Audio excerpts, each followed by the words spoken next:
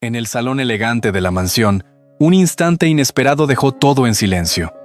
El niño, vestido de Pikachu amarillo, no corrió hacia su padre millonario, sino directo a los brazos de la empleada. Ella, con uniforme sencillo y guantes puestos, lo acogió con una ternura imposible de ignorar. Desde la puerta, Alejandro quedó paralizado. ¿Cómo era posible que su propio hijo encontrara refugio en otra persona? Lo que estaba a punto de descubrir no solo pondría en duda su orgullo, sino también el verdadero significado de la palabra familia. Y antes de seguir, permíteme desearte salud y paz. Dime, ¿desde qué país y a qué hora estás viendo esta historia? Alejandro Valverde caminaba por las calles empedradas de Salamanca con paso firme, aunque por dentro se sentía vacío. Los balcones adornados con banderas moradas y doradas anunciaban la cercanía de la Semana Santa. Pero para él las procesiones no eran más que un ruido de fondo que contrastaba con el silencio de su propia casa. El aire fresco de la tarde se mezclaba con el aroma del hornazo recién horneado en las panaderías, recordándole que la ciudad estaba viva, aunque su vida personal permaneciera detenida desde la muerte de su esposa. En su mansión, situada a las afueras, lo esperaba Mateo, su hijo de apenas 6 años. El niño, diagnosticado con autismo, vivía encerrado en su propio mundo, donde las palabras rara vez se transformaban en frases, y los gestos eran su lenguaje más honesto. Alejandro lo quería con una intensidad que le asustaba, pero la incapacidad de comunicarse con él lo convertía en un padre distante, incapaz de encontrar la llave adecuada para abrir esa puerta invisible que separaba a ambos. Esa tarde, al regresar, lo recibió el eco de sus propios pasos en el recibidor. Los cuadros antiguos colgados en las paredes parecían observarlo con reproche. La casa, amplia y bien decorada, carecía de risas y conversaciones. Ni siquiera las cuidadoras contratadas conseguían permanecer demasiado tiempo. 7 habían pasado ya en el último año. Incapaces de lidiar con las crisis de Mateo o con el temperamento severo de Alejandro. Fue entonces cuando entró en escena Clara, una joven empleada doméstica recién llegada desde un pequeño pueblo de Castilla. Sus manos acostumbradas al trabajo duro se movían con naturalidad mientras limpiaba las superficies o sacudía las alfombras. Pero lo que realmente la diferenciaba era su mirada atenta hacia Mateo. No lo veía como una carga, sino como un niño necesitado de paciencia. A diferencia de las anteriores, no evitaba el contacto. Al contrario, buscaba la forma de acompañarlo en silencio, esperando el momento en que él aceptara su presencia. Alejandro, sin embargo, mantenía la distancia. Para él, Clara no era más que otra empleada que tarde o temprano se marcharía cansada de los retos. La observaba desde su despacho, entre papeles y llamadas de negocios, convenciéndose de que lo único que necesitaba era mantener el orden. Pero en el fondo le incomodaba la calma de esa mujer, la forma en que se movía por la casa sin miedo ni queja, como si el ambiente frío no lograra atravesarla. Una noche, mientras la ciudad se llenaba de tambores y saetas que resonaban en la distancia, Clara se quedó sola en el salón con Mateo. El niño apilaba bloques de madera una y otra vez, derrumbándolos sin emitir un sonido. Clara se sentó en la alfombra, a su altura, y comenzó a imitarlo. Apilaba con él, celebraba con un gesto suave cuando la torre se mantenía erguida, y reía discretamente al verla caer. Por primera vez, Mateo levantó la vista, y sus ojos se cruzaron fugazmente con los de ella. Fue un instante, apenas un destello, pero suficiente para que Clara entendiera que había un puente posible. Alejandro, que regresaba tarde de una cena de negocios en un restaurante de la Plaza Mayor, lo sorprendió. Se quedó inmóvil en el marco de la puerta, contemplando a su hijo inclinado hacia Clara, más atento de lo que jamás lo había visto. Sintió una punzada en el pecho. ¿Cómo era posible que aquella mujer desconocida lograra lo que él no había conseguido en años? Su primera reacción fue endurecer el gesto, convencido de que no debía permitir confianzas fuera de lugar. Sin embargo, no entró. Observó en silencio, dividido entre el orgullo herido y una inesperada esperanza. El viento golpeó las contraventanas y el sonido lo sacó de su ensimismamiento. Alejandro tosió suavemente, anunciando su presencia. Clara levantó la vista, sorprendida. Y Mateo volvió a su mundo interior, dejando que la torre de bloques se desplomara. Alejandro se limitó a asentir con frialdad y continuó hacia su despacho. Pero esa imagen lo acompañaría durante toda la noche. En su escritorio, mientras firmaba contratos y revisaba cifras, no podía apartar de la mente la breve conexión que había presenciado. Clara, arrodillada en la alfombra, no parecía una empleada sino una madre improvisada. Y Mateo, por un momento, no había estado solo. El corazón de Alejandro se agitaba con una mezcla incómoda. La necesidad de mantener el control y la sospecha de que, quizá, la vida le estaba mostrando un camino que él no quería ver. En la madrugada, cuando el silencio cubría la ciudad y solo quedaban los ecos lejanos de las procesiones, Alejandro se asomó a la habitación de su hijo. Lo encontró dormido, con el bloque de madera aún entre sus manos pequeñas. Se inclinó para acomodar la manta sobre él, y en ese gesto sencillo comprendió que su mayor temor no era perder el control, sino perder la oportunidad de conocer de verdad a su propio hijo. La respiración tranquila de Mateo le pareció un recordatorio. Clara había logrado algo en pocas horas que él llevaba años buscando en vano. Alejandro cerró la puerta despacio, con el rostro serio, pero con el corazón sacudido, porque sabía que aquella noche, aunque lo negara en voz alta, algo había cambiado para siempre.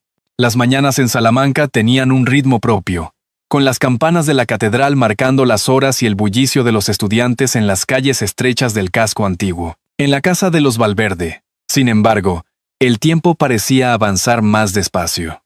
Alejandro salía temprano hacia sus oficinas en la Gran Vía, dejando a Mateo al cuidado del personal, y, últimamente, bajo la mirada atenta de Clara, el recuerdo de la noche anterior no se borraba de su mente.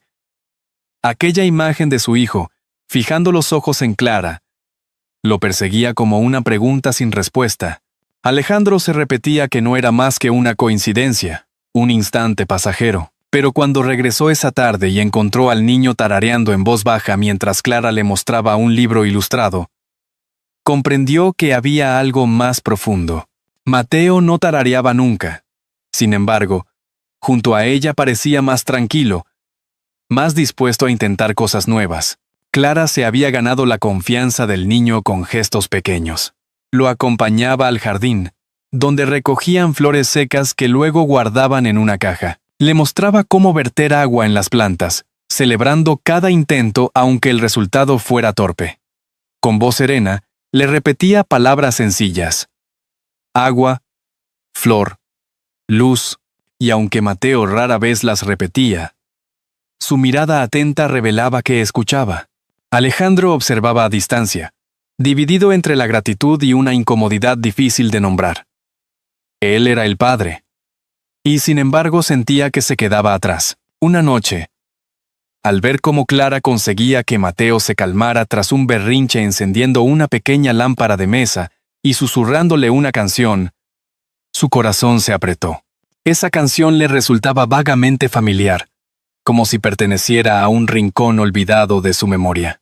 Con el paso de los días, Alejandro comenzó a notar detalles que antes pasaba por alto. El niño buscaba la presencia de Clara.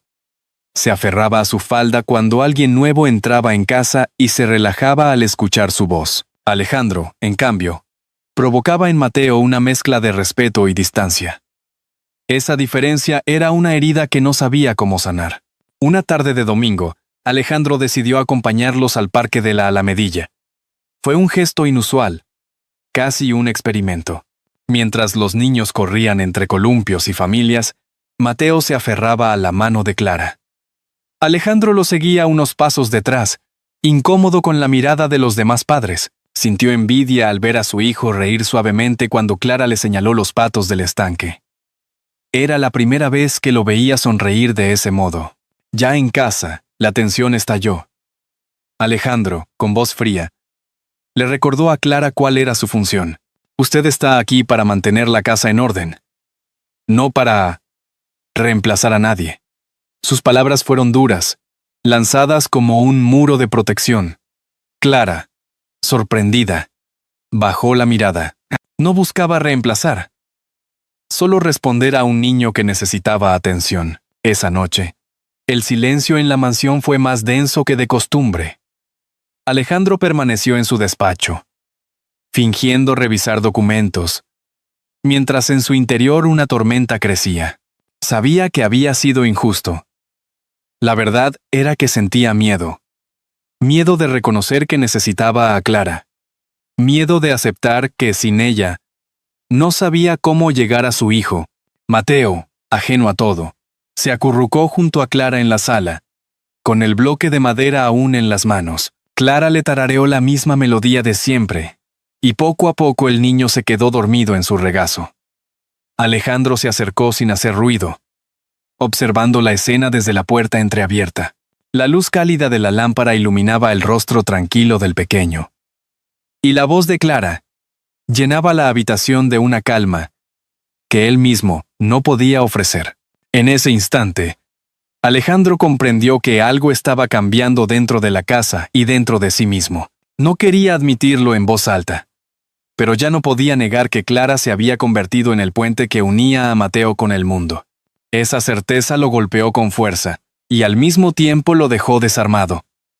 ¿Qué significaba su papel como padre? Si otra persona lograba lo que él no podía, se giró hacia el pasillo, con la mano apoyada en el marco de la puerta, sintiendo el peso de una verdad incómoda.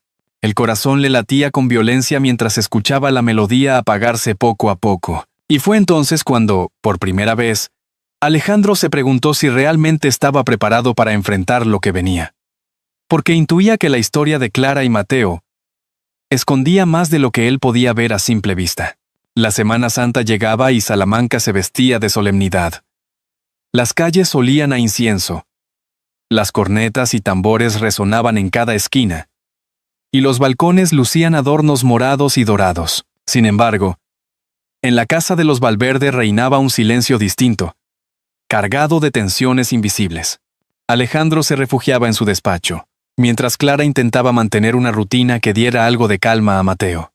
El niño, sensible a los ruidos de la ciudad, se sobresaltaba con cada redoble, y Clara lo llevaba a rincones tranquilos, el claustro de la universidad, o un café discreto en la Plaza Mayor donde le pedía un chocolate caliente para serenarlo. Una tarde, mientras el niño jugueteaba con unas piezas de madera en la mesa, Clara llevaba colgado del cuello un pequeño relicario de plata. Mateo, curioso, lo abrió con sus deditos torpes y dejó a la vista la fotografía oculta en su interior. Alejandro, intrigado, se acercó y pidió verlo. Al abrirlo, quedó inmóvil.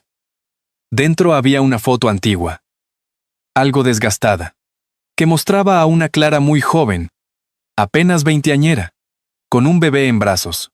El parecido del niño con Mateo era inconfundible. El aire en la sala se volvió pesado, casi irrespirable. Clara palideció y, tras un silencio que pareció eterno, trató de explicarse. Su voz salió insegura, pero firme en la memoria.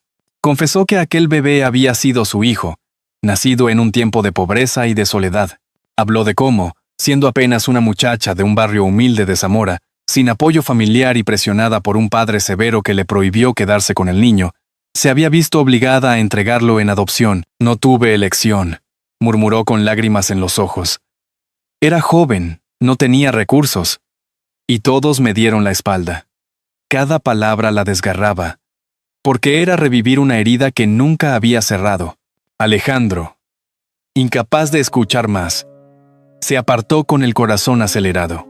La imagen de Clara con aquel bebé le perseguía, encajando demasiado bien con cada gesto de Mateo, con sus rasgos, con sus ojos oscuros y serenos. El hombre que siempre había tenido respuestas para todo, que se enorgullecía de controlar cada aspecto de su vida, se descubría atrapado en una maraña de dudas que no podía dominar.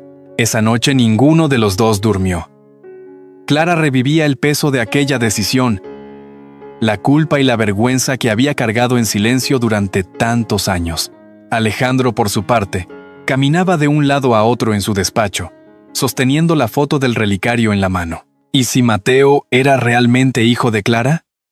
Las fechas, los números, los silencios. Todo encajaba demasiado bien. La tormenta de preguntas no lo dejó descansar. Al amanecer, un cielo gris presagiaba lluvia. Durante el desayuno, nadie habló. Alejandro no levantó la vista de su taza. Clara se movía con cautela y Mateo se aferraba a un juguete sin probar bocado. El silencio pesaba más que los tambores de la procesión que resonaban en la calle. Cuando la lluvia finalmente golpeó los tejados y los truenos sacudieron los ventanales, el niño rompió a llorar, temblando de miedo. Alejandro intentó calmarlo, pero su voz se quebraba, insegura. Clara, en cambio, encendió una vela en un gesto casi instintivo y comenzó a tararear la melodía suave que siempre usaba. Poco a poco, el pequeño se acurrucó en sus brazos hasta relajarse, sus sollozos apagándose como la lluvia que resbalaba por los cristales. Alejandro se quedó quieto, observando cómo Clara lograba lo que él no podía.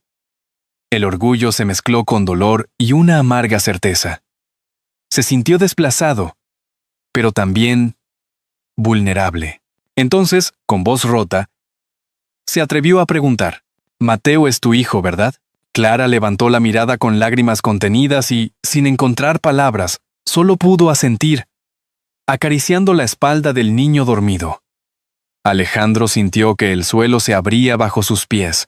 Todo lo que creía firme se tambaleaba. Afuera, la tormenta rugía con fuerza. Pero la verdadera tempestad se desataba dentro de esa sala. Clara sostenía a Mateo entre sus brazos. Y al levantar la vista hacia Alejandro, comprendió que nada volvería a ser igual. Los días posteriores a la tormenta se vivieron con una densidad insoportable. El eco de la confesión de Clara parecía impregnar cada rincón de la casa. Alejandro pasaba horas en su despacho, fingiendo sumergirse en informes que apenas leía. Sin embargo, cada vez que escuchaba las risas o los pasos torpes de Mateo en el pasillo, un nudo le apretaba el pecho. El niño seguía jugando con inocencia, pero su manera de buscar con la mirada a Clara, de aferrarse a su falda como si temiera perderla, hacía evidente que ella se había convertido en su refugio. Mientras tanto, Salamanca seguía envuelta en la solemnidad de la Semana Santa. Desde el balcón, Alejandro contemplaba las procesiones con sus pasos pesados y los cirios iluminando la penumbra. La ciudad entera parecía rendirse al silencio y la devoción, pero dentro de él la calma era imposible. Recordaba a su difunta esposa, a la promesa que le había hecho de cuidar de Mateo. Esa promesa, que durante meses había interpretado como un deber solitario, comenzaba a transformarse. ¿Cómo podía cumplirla si seguía negando la verdad sobre Clara? Una tarde, al regresar temprano de la oficina, escuchó la melodía familiar que tantas veces había calmado a su hijo. Caminó en silencio hasta la habitación y la encontró allí. Clara meciéndose suavemente con Mateo en brazos, tarareando. Cuna, el niño, adormilado, se acurrucaba en su regazo con una paz que Alejandro nunca lograba darle. Se quedó en el umbral, paralizado entre la gratitud y el dolor. Por un instante sintió que era un extraño en su propio hogar. Clara levantó la vista y sus ojos se cruzaron. No interrumpió el canto, pero su expresión decía más que 1000 palabras. Alejandro entró despacio. Se sentó en una silla cercana y, con voz quebrada, dejó escapar lo que había intentado ocultar tanto tiempo. No sé cómo hacerlo. Siempre fallo cuando Mateo me necesita. Tú tienes algo que yo no. Clara lo miró, sorprendida, sin responder al principio. Alejandro tragó saliva, y su orgullo, tan férreo hasta entonces, cedió. Tengo miedo de no ser suficiente para él. La sinceridad lo desarmó. Clara, todavía con Mateo medio dormido, extendió su mano libre. Hubo un instante de duda, pero Alejandro entrelazó sus dedos con los de ella. El gesto fue sencillo y silencioso, pero en él cabían todas las grietas y todas las esperanzas. Esa noche, tras acostar al niño, Clara se retiró a su cuarto, incapaz de conciliar el sueño. Recordaba la calidez de aquella mano, el temblor vulnerable en los ojos de Alejandro. No había visto al empresario severo, sino a un hombre roto por la pérdida, suplicando sin palabras que alguien compartiera su carga. Al día siguiente, mientras ordenaba la biblioteca, Clara encontró un cajón entreabierto en el escritorio de Alejandro. Dentro, había varias cartas cuidadosamente guardadas. Una de ellas llevaba el nombre de Alejandro, escrito con la caligrafía delicada de su difunta esposa. Clara la sostuvo, sin atreverse a abrirla. En ese momento, Alejandro apareció en el umbral. Se detuvo, inmóvil, al verla con la carta en las manos. Sus miradas se encontraron. Alejandro avanzó despacio, tomó el sobre y, con voz cargada de emoción, murmuró: «Ella me escribió antes de morir. Me pidió que no criara a Mateo solo, que dejara entrar ayuda, aunque viniera de donde menos lo esperara». Se quedó en silencio un momento y añadió con una franqueza insólita: «Quizás tú seas esa ayuda».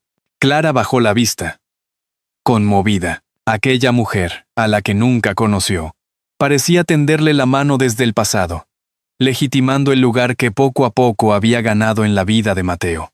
Alejandro guardó la carta con cuidado, como quien protege un tesoro, y por primera vez en mucho tiempo dejó que el recuerdo de su esposa conviviera con la presencia de otra persona. Al caer la noche, una nueva tormenta azotó los tejados. Mateo, asustado por los truenos, corrió a refugiarse en brazos de Clara. Alejandro los observaba desde la puerta. Madre e hijo, unidos por un vínculo que ya no podía negarse. Dio un paso hacia ellos, dividido entre la gratitud y la punzada de celos. Y luego, se detuvo. La vela encendida parpadeaba, proyectando sombras inciertas en las paredes. Su corazón latía con fuerza. Sabía que estaba frente a una decisión que ya no podía seguir posponiendo. La primavera avanzaba y, con ella, llegaban cambios que ninguno en la casa podía ignorar.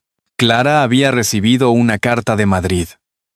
Una escuela especializada en niños con autismo le ofrecía un puesto estable, algo con lo que siempre había soñado.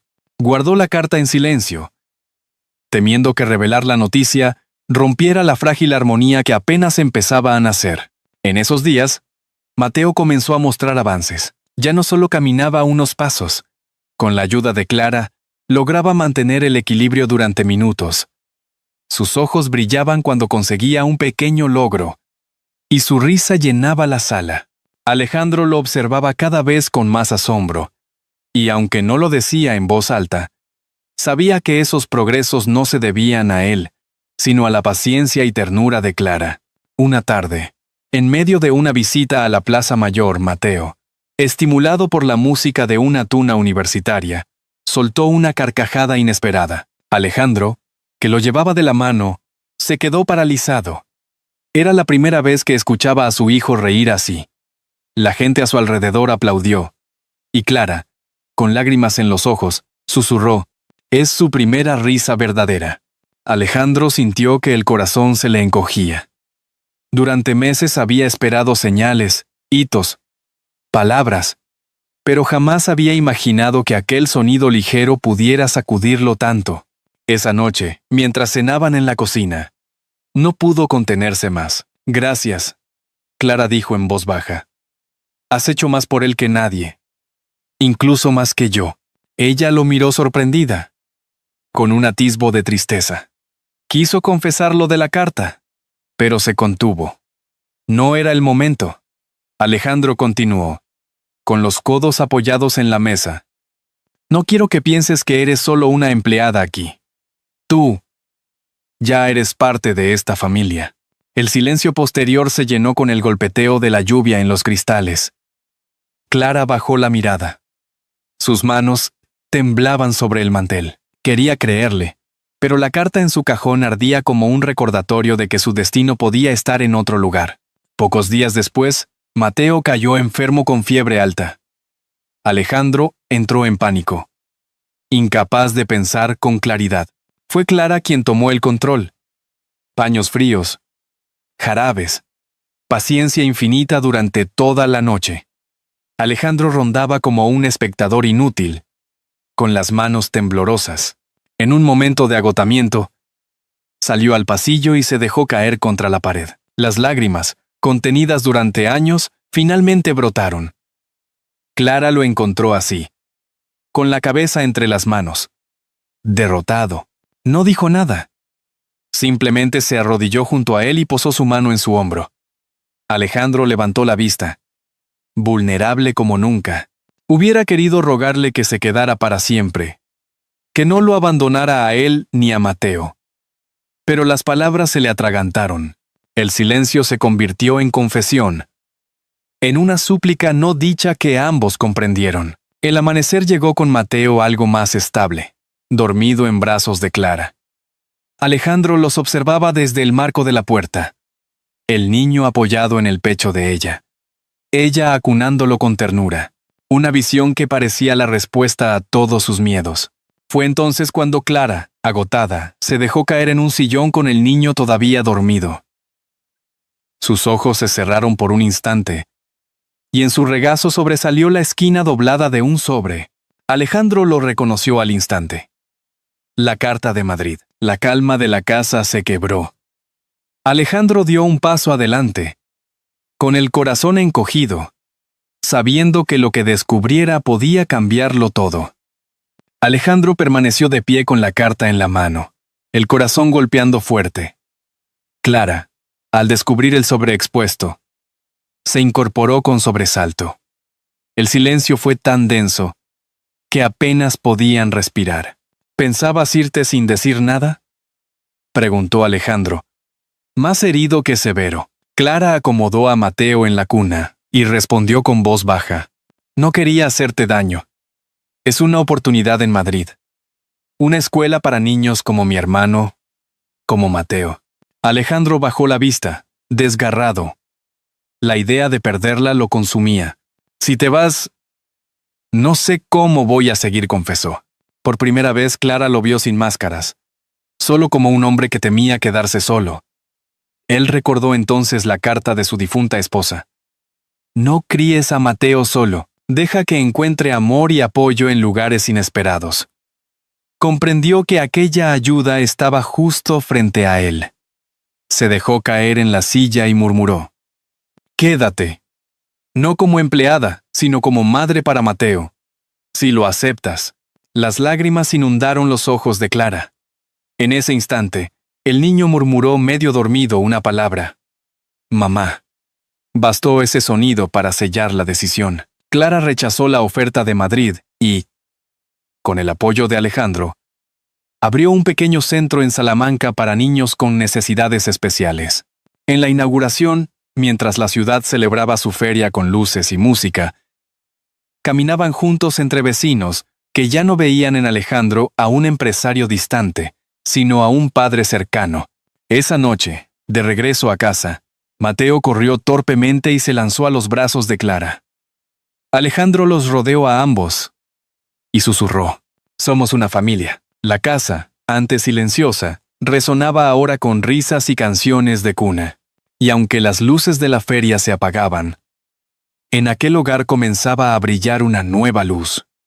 La certeza de que habían elegido permanecer juntos. En la quietud de aquella casa de Salamanca, después de tantas pérdidas, silencios y tormentas, una risa infantil volvió a llenar los pasillos como si siempre hubiera estado esperando el momento de regresar.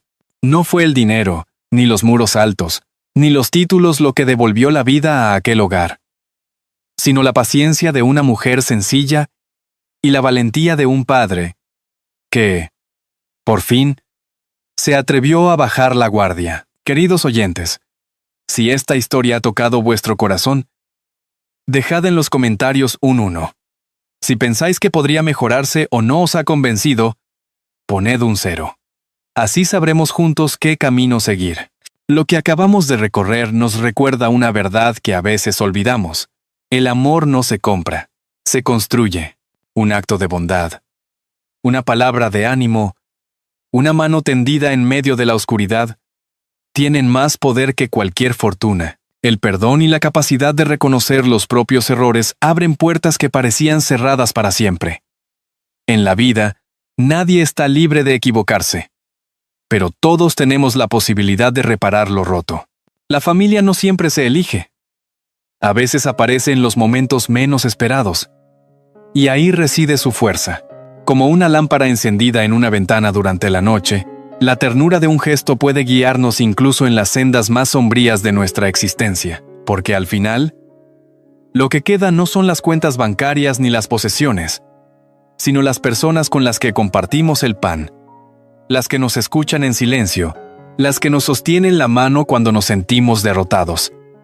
Todos merecemos un lugar donde ser aceptados sin condiciones, donde nuestras debilidades no sean condenas, sino puentes hacia la comprensión. Cada uno de nosotros puede convertirse en ese faro para alguien. Un nieto que necesita paciencia, un vecino que busca compañía, un amigo que calla demasiado. Basta con dar un paso hacia ellos, como lo dio aquel niño vacilante en la alfombra, para descubrir que la esperanza nunca se ha ido, solo aguardaba a ser llamada. Querido oyente, detente un instante y piensa, ¿qué grietas de tu pasado aún esperan ser sanadas? ¿Qué personas anhelan de ti una segunda oportunidad? Si esta historia ha despertado en ti alguna emoción, compártela. No para hacer ruido, sino para que otros también recuerden que la vida nos ofrece siempre la posibilidad de empezar de nuevo. Y si este relato ha encontrado un rincón en tu corazón, te invito a quedarte con nosotros en este espacio, donde cada noche encendemos juntos la llama de la memoria, la ternura y la fe en la familia.